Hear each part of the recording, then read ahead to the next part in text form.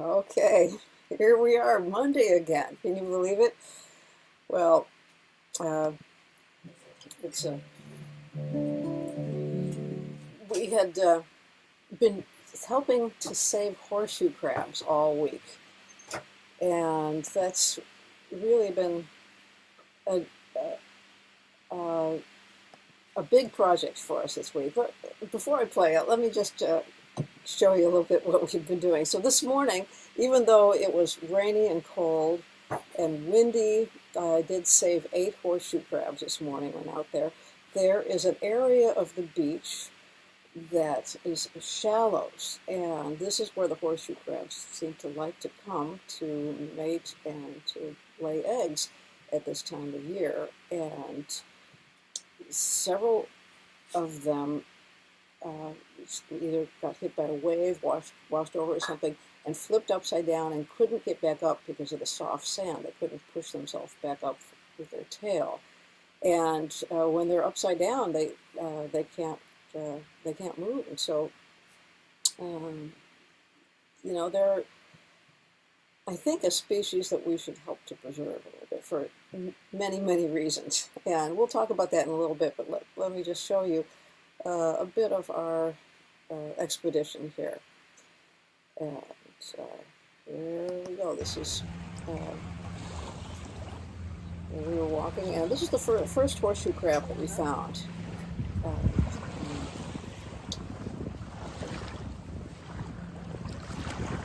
You can tell if they're male or female partly by the size of them. The smaller ones are the males, the larger ones are the females. Back to them. And our first successful rescue. And then we went back the following day. Bryan will tell you a little bit about this. The crabs they're not really crabs. They're called horseshoe crabs, but they're a different species altogether. They're not related to crabs at all. In fact, their nearest relatives became extinct now a little bit before the dinosaurs. So they are their own species. Hey, look at that. Their claws have no strength at all. You can do this, and they might even try to pinch you, but they have no strength in it to hurt you. All right, pal.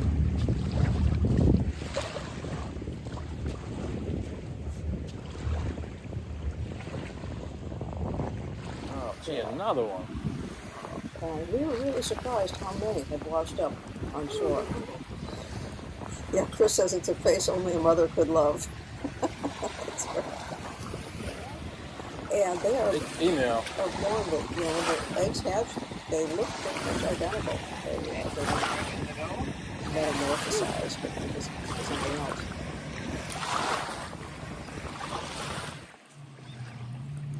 Come on. Come on. Yeah, they're wrangling more and more. The ones they can. This would have been spot they tried to No, that is. These are bird footprints because a lot of the birds rely on their eggs, and you can see as we were walking there, little indentations in the side of the right along the sea strand. That's where they had laid eggs. So you see these little dents in the seafloor. So you can see there's a lot of eggs that have been laid this year. There's one type of bird that relies almost entirely on those eggs. But we found something else while we were walking, an unbelievable amount of plastic on the beach. And Bryan found some lumber that he doesn't want to wash back up and hit some other boat. And some other surprises here. This is a new snail. And we had a new Hermie in there. There's a real crab. Hermit crab. And this was a great surprise. We saw an osprey, this large fish.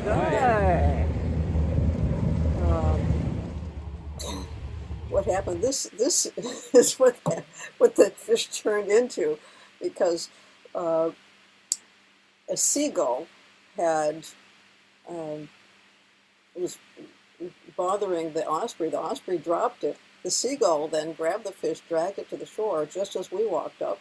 So this was our fish without. Thank you, fish, Thank you, Osprey, and thank for you, catching that lovely and fish. thank you, seagull, for retrieving it.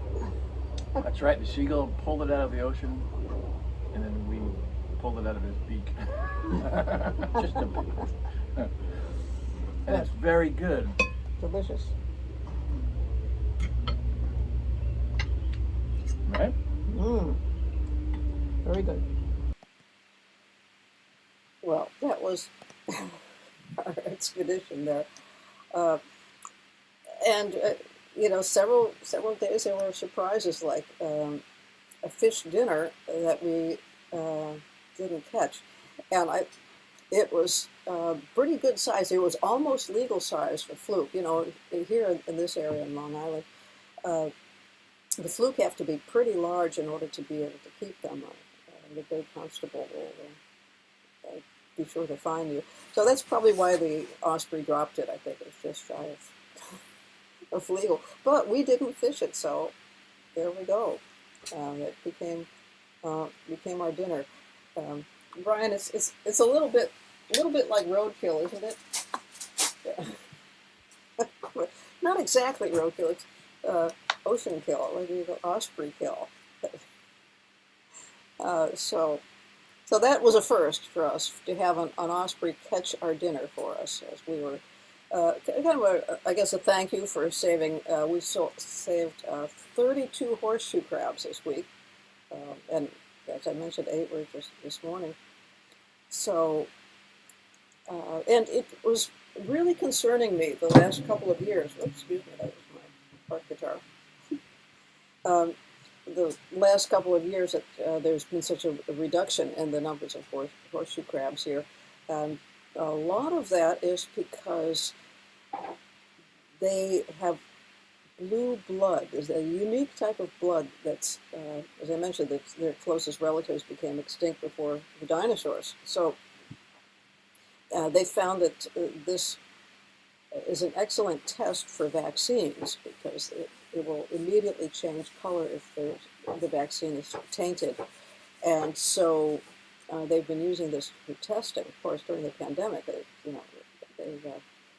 bled a lot of the horseshoe crabs. They take the blood out, and it's something like 50% of the blood, and then they return the horseshoe crabs, but it weakens them. Not all of them survive, so I think it's really decreased the population. Plus fishing. They actually had been fishing the horseshoe crabs for bait for, I think it was shellfish. Yeah, so it was, I think they're, as of this year, they've outlawed, at least in this area, harvesting them for bait. Why? You can imagine an animal that has remained virtually unchanged for thousands of years. Could that be? And you would think that with the tail that can't flip themselves back upright, that wouldn't be a good design. But I guess the design has worked for them pretty much unchanged all these years, since before the dinosaurs. Wow. So amazing animals. And like Bryan had mentioned, the pincers that they have are very weak, and they can't hurt you. They're just to bring the food towards the mouth. They just and they have to be moving as they're feeding. So they're moving and feeding and bringing the food from the bottom ocean floor there and to the mouth, and then lay a lot of eggs. So anyway, fascinating to find out a little bit about these animals. And it's this time of year because full moon in June, that's when they come out to mate. And that's when they come to shore and mate and lay their eggs. So that's when we see them around this time. And then for some weeks thereafter. Well, how was your 4th of July here? So thank you, Cynthia, for the notes there. And Dan Unger says, no fish goes to waste. There you go. So I think we will continue this tradition now of walking this ocean beach and collecting plastic trash to throw away and helping the horseshoe crabs as well. So it's a good way to get exercise, you know. We have a note here from Neil here. Oh, okay. So this is what I didn't know this. He says that too many places take more of the blood than is allowed, and then they're in a hurry to get them released before they are allowed to recover. Okay, so this is why not as many have been surviving. Okay, oh yeah, Robert says when he was visiting Cat Tree Beach, hollowed out horseshoe crab on its back. Yes, made an impression. Yes, because what happens? They're on their back, and then the seagulls come. There's a meal, you know, and so they're pretty much helpless when they're on their back. Okay, now do I have to write a song about horseshoe crabs? Okay, what can you write about horseshoe crabs? I don't know. Give me some ideas if I'm going to write a song about horseshoe crabs. But it's true, I have been just writing about things that happen, you know, writing about life and different things, so why not a horseshoe crab? And Neil says that the horseshoe crabs have been highly important to medicine, and they're just harvested too heavily. So yeah, they're important for medicine as well as just as a very unique species here. Well, how was your 4th of July? We are really lucky here. It's been rainy all day today, and we had great weather for the 4th of July. And when just at the time of the fireworks, that's when this weather started coming in the form of thunder and lightning. So it was really interesting to watch the fireworks with the fireworks of nature going on at the same time. I've got a little clip of that.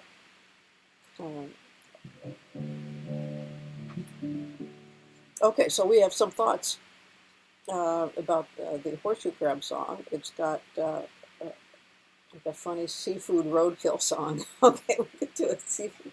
This isn't the first time we have done scavengered our meal. When we were in Maine, we rode to shore, and I saw something yellow up there, so I thought it might have been a big buoy or something. And it was this huge squash. It was a giant butternut squash, and so the seagulls were eating it, and I was, just about to throw it into the bushes, and I realized, wait a minute, a lot of this squash is firm. So we cut off the seagull-eaten part and washed it up, skinned it, and had it for several meals. It was a huge squash, and this big, and it was delicious. Yeah, I was really surprised. It was so tender. So I guess our second, it's a vegetarian roadkill. Right? Isn't that right? Shashi, this is a roadkill that you could eat. How about that? Brian, can you hear me in there? Oh, he's got headphones on. He is starting dinner with music going on. Okay, we have another yes about the seafood roadkill song. Yeah. All right, I guess maybe we'll make that a challenge for next week. See if we can get that happening next week. So there we go. Oh, we got a note here. Oh, Elton John and Bertie Taupin wrote and sang "Circle of Life." So that one, yeah, I'll check that one out for inspiration. Okay, it's kind of fascinating to see how the circles of life happen in different ways. Different species have entirely different ways of living and reproducing than we do. So, well, let me do it since we're uh, waiting for the sun to come back out again. How about little Beatles?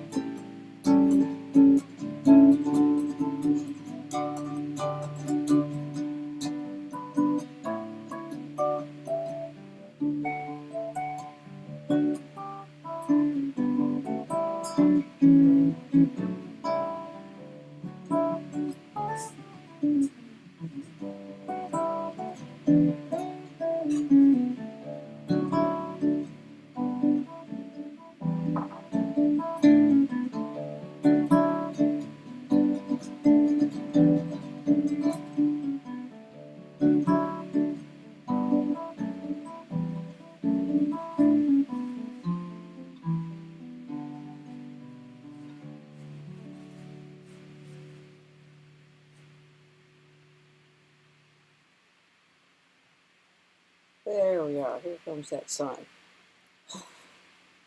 Hopefully, it'll be coming on back for us.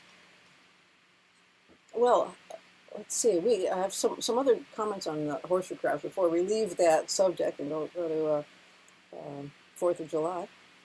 And yes, I have heard about this that Neil was saying. In Europe, they've developed a synthetic replacement for the crab blood for medical testing, and it's not been yet adopted in the U.S. So when it is adopted, I hope that it will be adopted soon, and they can that will allow the horseshoe crab population to go back to the way it was, and not so many have to be harvested in New England. Yeah, harvestable blood in New England, they say. Oh, Okay, we've got some thoughts from Timothy about just changing the lyric of Saturday in the Park. No, I want to come up with my own melody, okay? But there's a thought, there's a thought. Okay. Um, oh, greetings from Sheridan Music City. You know what's happening in Sheridan Music City? Bunny is there at the Chet Atkins Appreciation Society convention is just about to take place there. And yeah, I'm missing it this year, and I think that's preceded by the John Knowles workshop that he does every year. So he's a brilliant, brilliant teacher and just charming person. One of my all-time best friends. Uh, so it's worth going to that as well. And so yeah, greetings to all the folks out there for me. I'm going to be going to visit my parents, and then Indiana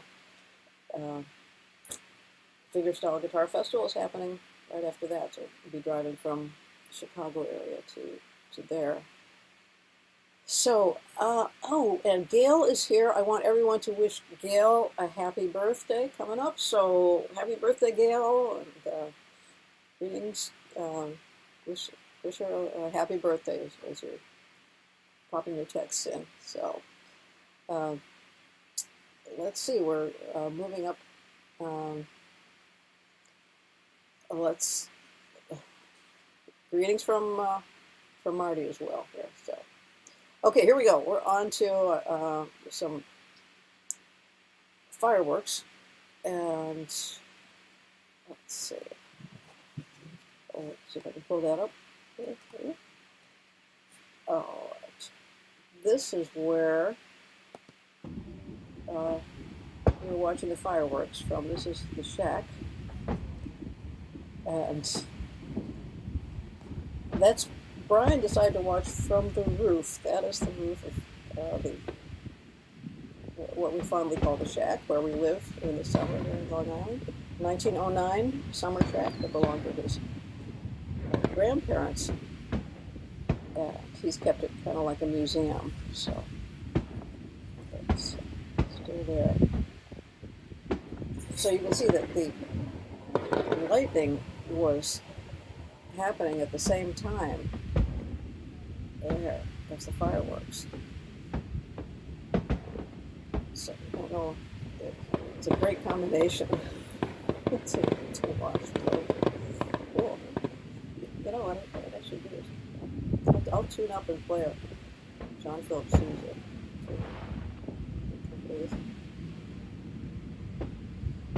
Yeah. So let me see here.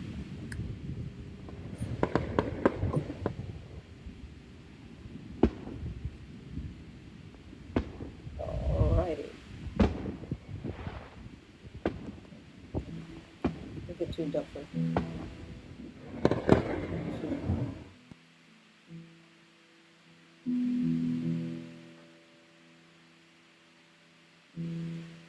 And we rode out to the boat there, so it was kind of cool. We could see in Long Island the fireworks are from the top of Bryan's house where he was looking. You can see the whole neighborhood. Everyone has their backyard fireworks for 3 miles. You can see just unbelievable numbers of fireworks this year. Has been more than we've ever seen before. So many people setting them off. Well, 250th anniversary, I guess. But, made a difference. So, okay, well, let's see. I'll finish off with a little Susan March for you. The Liberty Bell.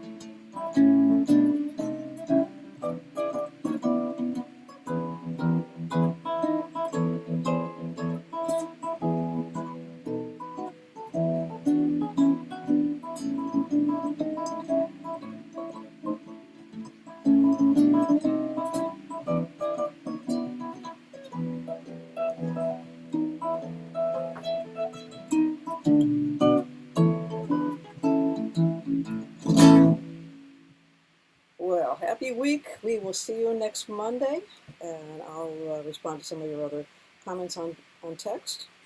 So, greetings, and oh yes, we that was right. This was the Liberty Bell, which was the Monty Python theme song, and John Cleese had a score for the funny walks. That's right. That was right from Monty Python. Yeah, they just did some brilliant things, didn't they? So,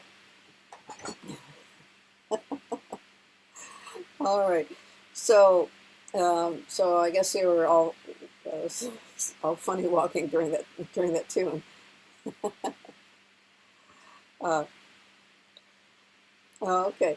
Well, I'm looking at other comments here about the Horseshoe Crab song, which is a good idea here. And, all right. And some thoughts here about the fireworks. I'm just seeing the comments coming in here. Cynthia said her husband played in a big band before the fireworks. How much fun? Yeah. Okay. Yeah, that's right. Brian is like a bird on the roof there. Yeah. Okay. And let's see. Oh, we got some happy birthdays for Gail tomorrow. Yep. That's so great. More happy birthdays to Gail coming through here. So, yep. And have a great week. And we will see you next week. Bye, bye.